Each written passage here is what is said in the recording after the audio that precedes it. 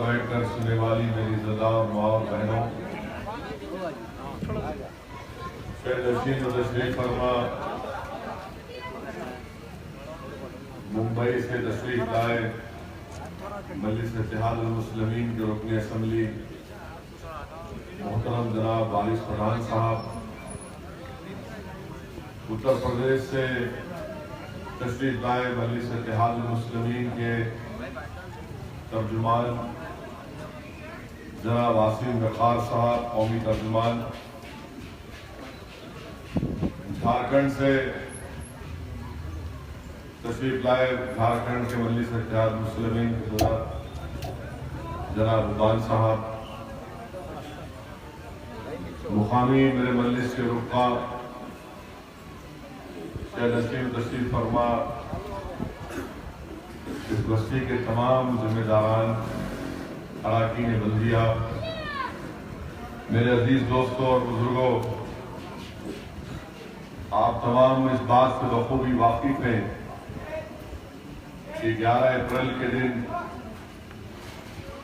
Parliament کے انتخابات کی رائے دہی کا دن ہے، اور میں آپ سے اس بات کی گزارش کرنے کے لیے آیا ہوں کہ آپ متحدہ طور پر اپنے ووٹ کا استعمال کریے۔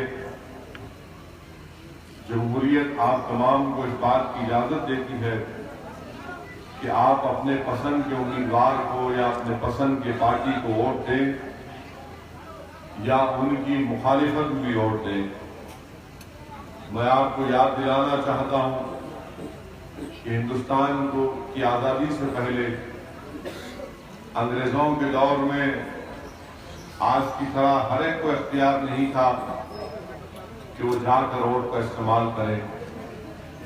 انگریزوں کے غلامی کے دور میں جب الیکشن ہوتے تھے تو ووٹ ڈالنے کا اختیار سرمایہ داروں کو، رئیس زادوں کو، نوابوں کو اور پڑھے لکھے لوگوں کو اختیار تھا، مگر آزادی کے بعد ہم نے فیصلہ لیا کہ ہر کسی کو جو ہندوستان کا شہری ہوگا اس کو ووٹ ڈالنے کا حق دیا گیا ہے۔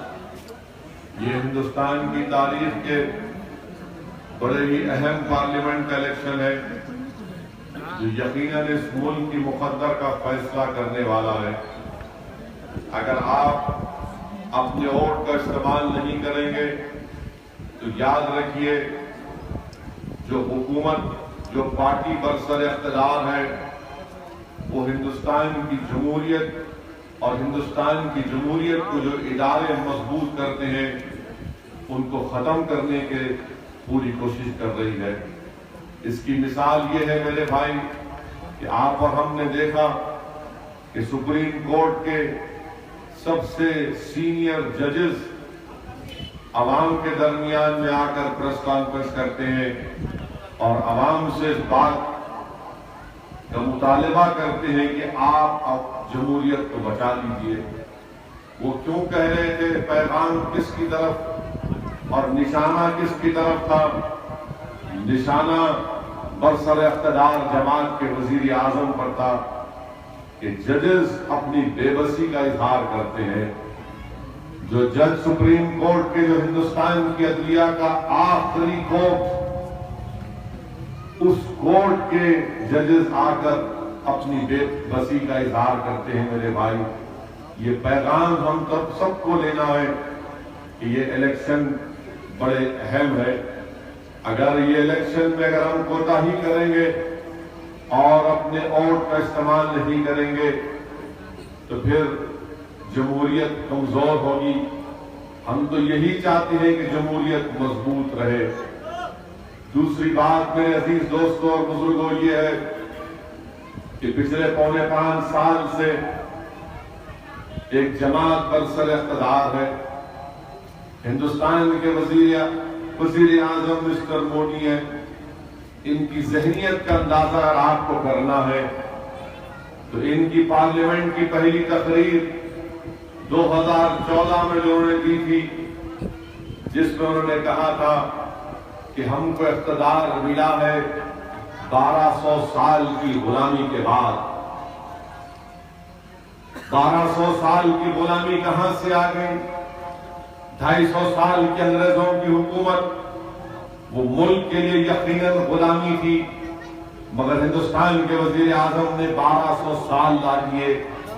تو 1200 سال میں کون کون سا اقتدار پر جو بھی تھے دلی کے تخت پر، ان تمام کو لا دیے۔ بابر سے لے کر سلطنت مغلیہ کا دور، وہ تمام کو ملا کر وزیر اعظم نے کہہ دیا کہ 1200 سال کی غلامی کے بعد ہم کو اقتدار ملا۔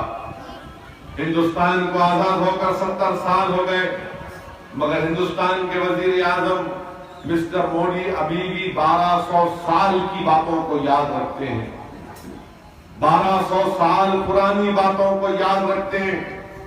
اسی لیے ہم اور آپ سنتے ہیں یہ بابر کی سنتان ہے، جبکہ یہ نہیں جانتے کہ بابر جس کو ہرایا وہ مسلمان تھا، لودھی تھا، بابر اس کو ہرا کر حکومت کیا، مگر یہ لوگ کہتے ہیں بابر کی سنتان ہے۔ جو لوگ یہ الفاظ دہراتے ہیں اور وزیر اعظم وہی سوچ رکھتے ہیں، اسی لیے پارلیمنٹ کی پہلی تقریر میں یہ بات کہی۔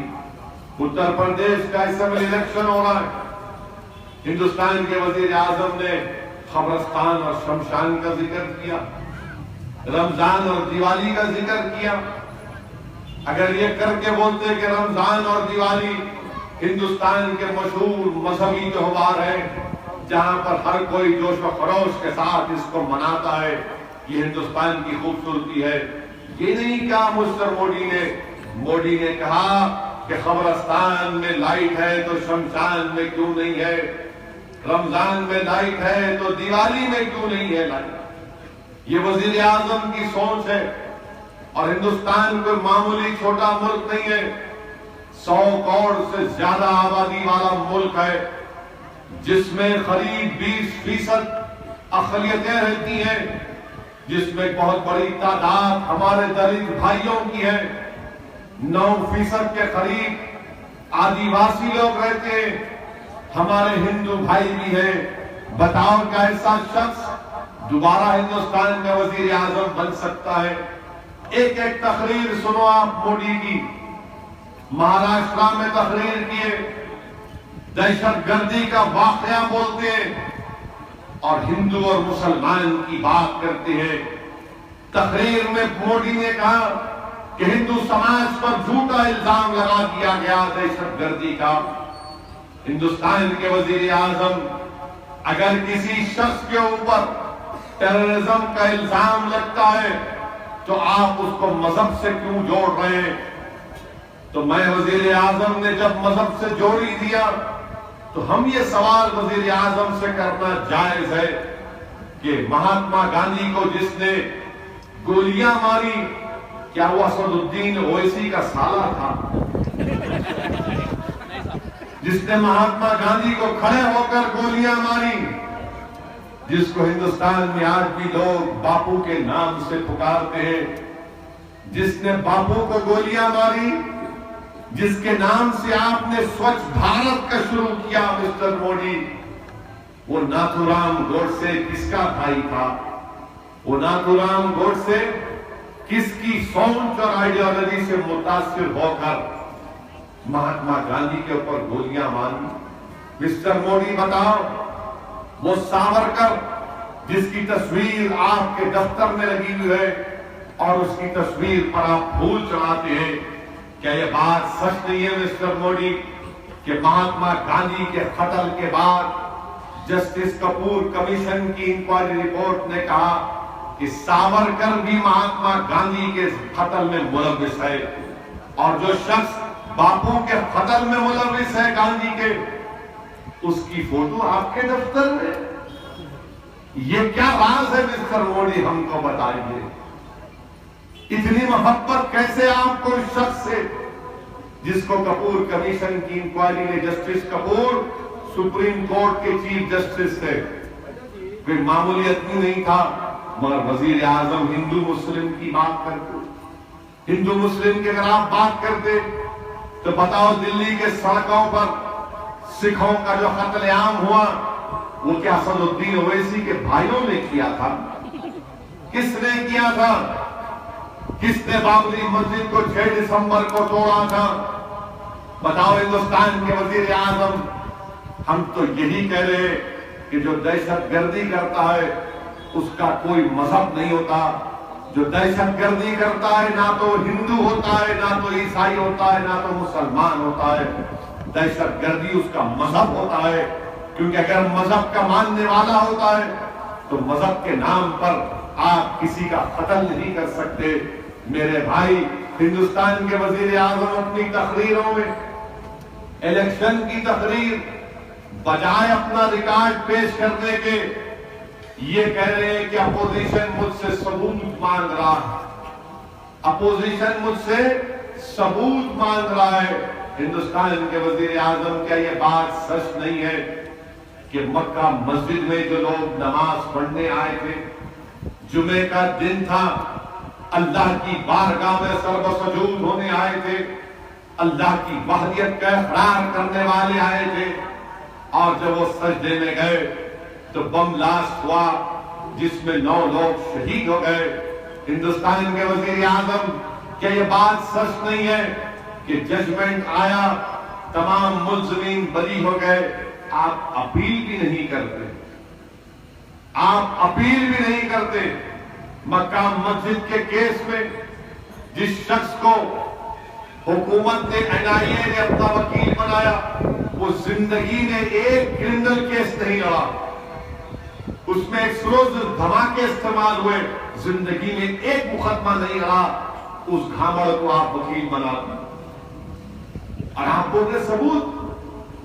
سمجھوتا ٹرین بلاسٹ، 25 ہندوستانی مارے گئے. اس میں ججمنٹ میں لکھ کر کہہ رہا ہے کہ گورنمنٹ نے جو ثبوت، اچھا ثبوت تھا، اگر وہ پیش کر دیتے عدالت کے سامنے تو شاید ان کو سزا ہوتی. جج لکھ رہا ہے کہ اچھا ثبوت نہیں پیش کیے، اس کو چھپا دیے.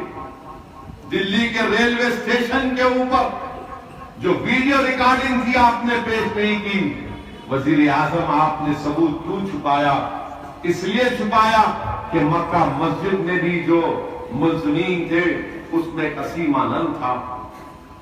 سمجھوتا بلاسٹ میں بھی اسیم آنند.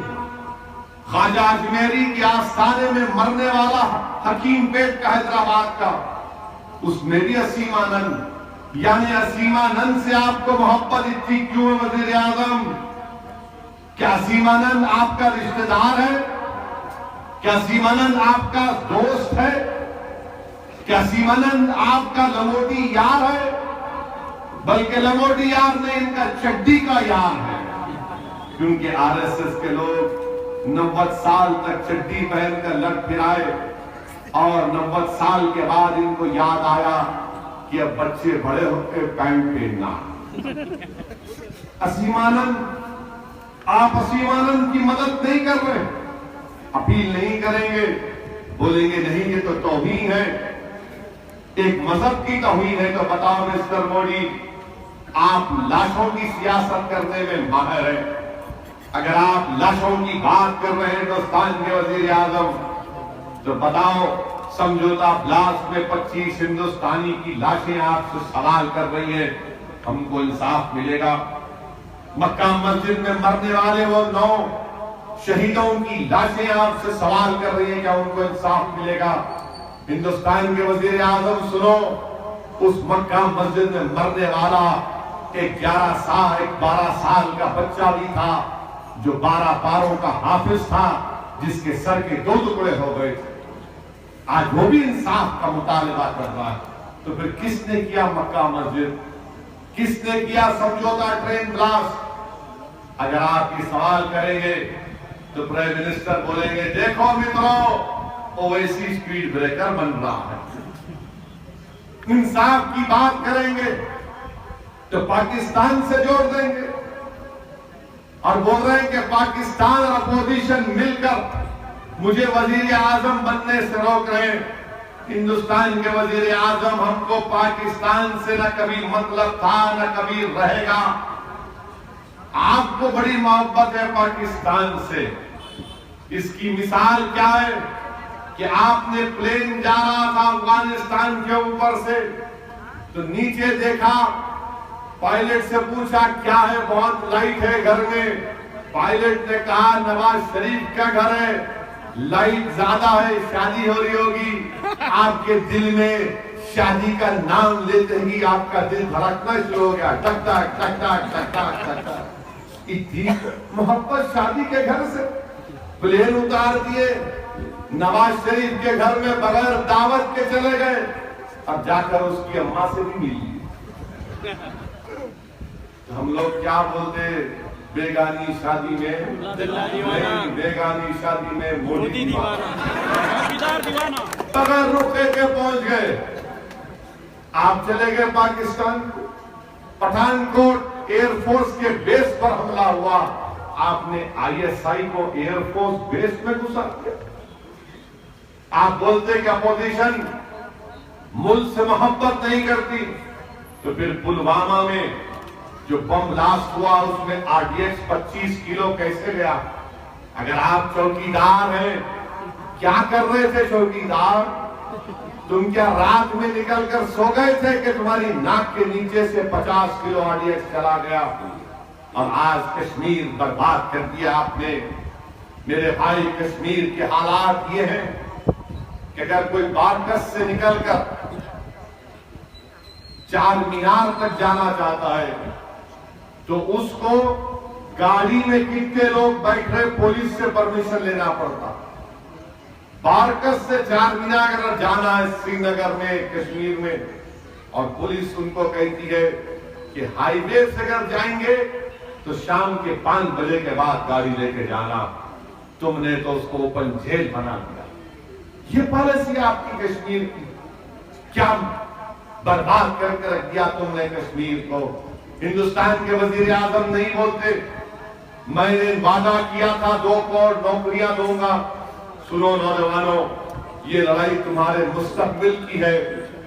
ہندوستان میں آبادی 50% 25 سال کے بچے اور بچیوں کی ہے. مودی نے وعدہ کیا تھا 2 کروڑ نوکری, 5 لاکھ صرف نوکریاں سالانہ ملتی ہیں. اس کا کوئی جواب نہیں دیں گے پرائم منسٹر. نوٹ بندی کے نام پر برباد کر دیا گیا غریبوں کو, جی ایس ٹی کے نام پر کاروبار بند ہو گئے, مگر مودی اس کا بات نہیں کرتے. مودی آ کر اپنے آپ کو مظلوم بناتے ہیں کہ میں نے متروں ایسا کر دیا تھا, میں فلاں کر دیا تھا, میرے پیچھے سب پڑ گئے ہیں. ارے آپ کے پیچھے اس لیے پڑے ہیں کیونکہ آپ کو ہندوستان کے اقتدار سے بے دخل کرنا یہ ہر ہندوستانی کا اہم فریضہ بن چکا ہے.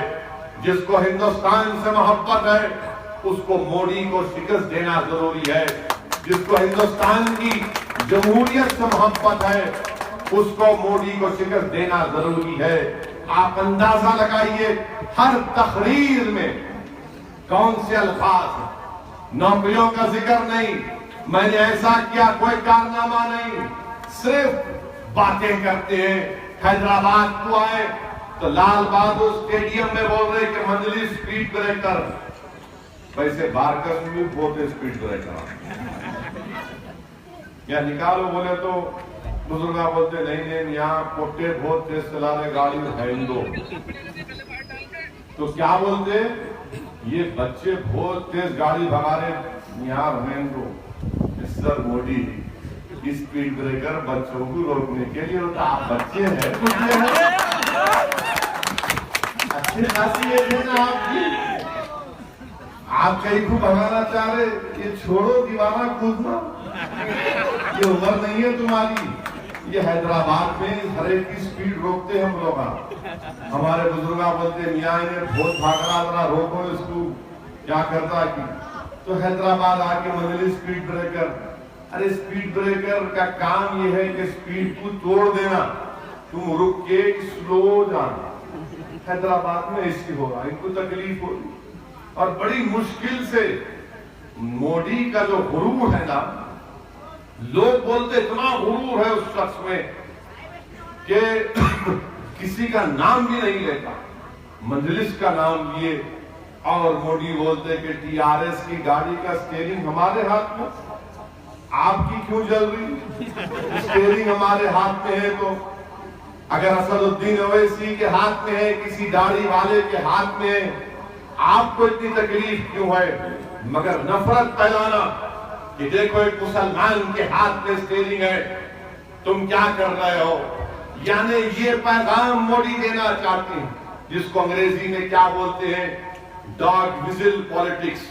اگر اردو میں اس کا ترجمہ میں تھوڑا کروں تو اس کو بولتے ہیں کتے کی سیٹی کی سیاست۔ ڈاگ وزل پالیٹکس یعنی کتے کی سیٹی کی سیاست۔ کتا گھر میں رہا تو بولتے ہیں چھو تو بھونکنا شروع کرتا ہوں، تو ان کا بھی کام یہ چھو بولے کہ میں کودتا دوسری طرف سے کوئی۔ وہ کودنے والے کون ہیں؟ گروگرام میں آپ نے دیکھا ایک کرکٹ میچ کے اوپر گھر میں گھس کے مارتے ہیں، لٹ لے کر مارتے ہیں اور مار کر کہتے ہیں بھاگ پاکستان، کیونکہ جو مار کھانا ہے اس کا تعلق مسلم اقلیت سے تھا۔ بتائیے آپ 70 سال کے بعد بھی ہم کو ماریں گے آپ اور مار کر بولیں گے بھاگ پاکستان؟ کیا تعلق ہے ہمارا پاکستان سے میرے بھائی؟ اور جس گھر میں گھس کر مار رہے تھے اس گھر کے اوپر ترنگا لہرا رہا تھا۔ یہ ہندوستان کے وزیر اعظم آپ کی وجہ سے ہو رہا ہے۔ میں آج گھر سے نکل کر کسی جلسے میں شرکت کے لیے جا رہا تھا، مجھے ایک نوجوان نے فون کیا اور فون کر کے کہا کہ اسد صاحب میں فلاں اتر پردیش سے کوئی شمالی ہندوستان کے کسی حصے سے فون کیا اور کہا کہ میں آپ سے ایک بات پوچھنا چاہ رہا ہوں۔ میں نے کہا جلدی پوچھو۔ راستے میں گاڑی میں کہا کہ اسد صاحب جنید کو انصاف ملے گا نہیں ملے گا؟ میں نے کہا کون جنید؟ تو اس نے کہا وہ جو رمضان کے مہینے میں ٹرین کے اندر جس کو مار دیا گیا تھا۔ میں نے کہا تم جنید کے رشتہ دار ہو؟ تو اس نے کہا نہیں میں رشتہ دار نہیں ہوں، جب جنید کو مارا جا رہا تھا تو میں ٹرین میں بیٹھ کے دیکھ رہا تھا کہ اس پر چاقو سے مارا جا رہا ہے۔ تو میں نے کہا کہ تمہاری ہمت نہیں ہوئی جب جنید کو جا کر بچانے کے لیے؟ تو بولے نہیں صاحب میں ڈر رہا تھا اپنی جان کے لیے، میری آنکھوں کے سامنے جنید کو مارا گیا۔ میں نے پھر تم فون کیوں کیے؟ تو بولے میں آپ کو فون اس لیے کیا کہ کم سے کم آپ انصاف دلاؤ۔ میں نے کہا کہ تم مجھے فون کر کے انصاف کی بات مجھ سے کیوں کر رہے ہو؟ تو بولا کہ نہیں میری خواہش ہے کہ آپ آ کر میرے اس شہر میں جلسہ کرو مجلس کا۔ میں نے کہا اس سے کیا ہو جائے گا بابو؟ تو بولے کہ ہم لوگوں کو تھوڑا ہمت پیدا ہو جائے۔ میرے بھائی یہ بے بسی کا عالم ہے اور ہم یہاں حیدرآباد میں بیٹھے، مجلس میں لاکھ کمزوریاں ہوں گی، انشاءاللہ ہم دور کریں گے، مگر 5 سال میں ایک واقعہ بتا دو آپ کہ گائے کے نام پر کسی کو مارا گیا، گوشت کے نام پر کسی کو مارا گیا، کسی کی ہمت ہوئی؟ کوئی واقعہ نہیں ہے۔ الحمدللہ آج یہی چیز ہے کہ دنیا للچائی نظر سے حیدرآباد کی طرف دیکھتی ہے اور یہ سوال کرتی ہے کہ آخر قصہ کیا ہے کہ یہاں پر امن ہے، یہاں پر مسجدیں آباد ہیں، یہاں پر مندروں کے گھنٹے بھی بجتے ہیں، یہاں پر مدرسے بھی آباد ہیں، یہاں پر خوف کا عالم نہیں ہے۔ شمالی ہندوستان میں میرے بھائی رات کی ٹرین میں برقع پوش خواتین نہیں بیٹھتی۔ شمالی ہندوستان میں ٹرین کے سفر میں ٹفن کے ڈبے میں گوشت نہیں رکھا جاتا کیونکہ ڈر ہے کہ کہیں گوشت کے نام پر ان کو پیٹ نہ دیا جائے۔ یہ حال ہمارے ملک کے کونے کونے میں ہے۔ اسی لیے میں آپ سے اپیل کر رہا ہوں کہ یہ خوف کے ماحول کو ختم کرنا۔ حیدرآباد کی پارلیمنٹ کی سیٹ لوگ بولتے ہیں ایک شخص جا کر کیا کرے گا۔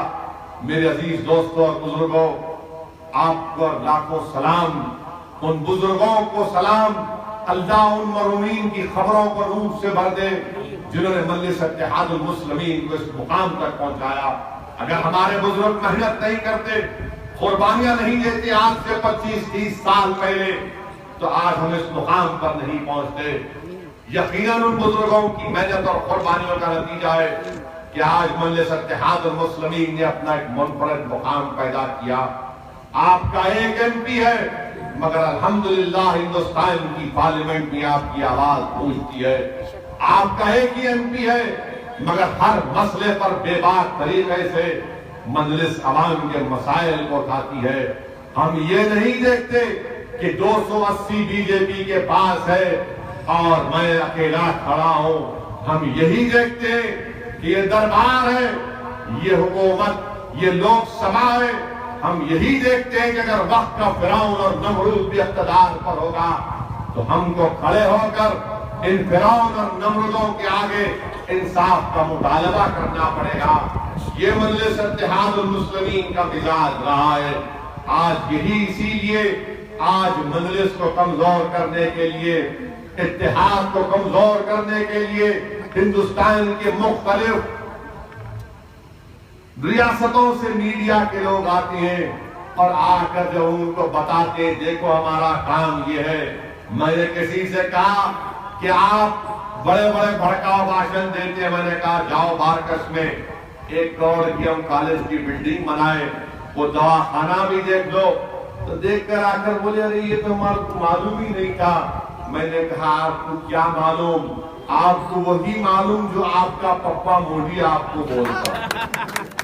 آپ بتائیے میڈیا میں انٹرویو مودی کا لیتے ہیں اور کیا سوال محترمہ کرتے ہیں, آپ کیا روزہ رکھنے والے ہیں, آپ کیا روزے میں خالی پانی پیتے, اتنی طاقت آپ کے لیے کہاں سے آئی, اتنی طاقت, یہ سوال ہے. ایک مشہور گانے والا ہے, وہ انٹرویو امریکہ میں کیا, مودی جی آپ کے پاس یہ طاقت کہاں سے آئی, کہاں سے آئی طاقت, ہمارے سے پوچھو ہم دیتے حکیم کا پتہ تمہارے اتنی طاقت کہاں سے آئی. یہ سوال ہے. غریب مر رہا ہے, پٹ رہا ہے, اس کے بارے میں کچھ نہیں پوچھیں گے. میرے بھائی اپنے ووٹ کو استعمال کریے. آپ کی اس بستی میں 20 پولنگ بوتھ ہے. مجھے اجازت دیجئے اس بات کو کہنے کے لیے کہ 92 پولنگ بوتھ نمبر پر خالی 4% پولنگ, خالی 4, 1000 ووٹ ہے تو وہاں پر صرف 4% پولنگ. 20 بوتھوں میں آپ کی بستی میں صرف ایک ہی بوتھ کے اوپر 50% پولنگ ہوئی. کہیں پر 30, کہیں پر 37, کسی پر 45. اگر آپ ووٹ نہیں ڈالیں گے تو کیسا ہوگا بتائیے آپ. یہ جمہوریت ہے. اگر آپ میرے خلاف بھی ڈالنا چاہیں تو جا کے ڈالو. کوئی پارٹی پسند نہیں ہے تو نوٹا دباؤ, مگر ووٹ تو ڈالو. ہم تو دن رات آپ کے درمیان میں رہتے ہیں, کام کرتے ہیں. اور یقیناً میں آپ سے وعدہ کر رہا ہوں کہ مجھے تمام ذمہ دار نے کہا کہ وہاں پر جو جس جگہ پر بلڈنگ بنی سامنے لائبریری کا کام نہیں ہوا, اللہ نے اگر مجھے کامیاب کیا تو انشاءاللہ تعالیٰ ایک عظیم الشان وہاں پر لائبریری اور انڈور سپورٹس کمپلیکس میں بناؤں گا. وہاں اللہ نے موقع دیا تو ہم برابر بنائیں گے. اور وہ کالج کی بلڈنگ کے بازو ایک اور بچوں کی جونیئر کالج, ڈگری کالج کی بلڈنگ ہم بنائیں گے انشاءاللہ تعالیٰ. یہ دونوں کام 1.5 سال میں انشاءاللہ یہ کام تکمیل ہوں گے. آپ کے جو بھی کام ہیں آپ بے جھجک آتے ہیں کیونکہ آپ اپنی جماعت سے وابستہ ہیں. میری آپ سے گزارش ہے کہ 11 اپریل کے دن نکل کر اپنا ایک اکاؤنٹ استعمال کریے. صبح نکل کر پتنگ کے نشان پر بٹن دبائیے اور اپنے ووٹ کا استعمال کریے. پولنگ پرسنٹیج کو بڑھائیے. پولنگ پرسنٹیج کے بڑھانے سے ہی آپ کی جمہوریت مضبوط ہوگی. شکریہ. خدا.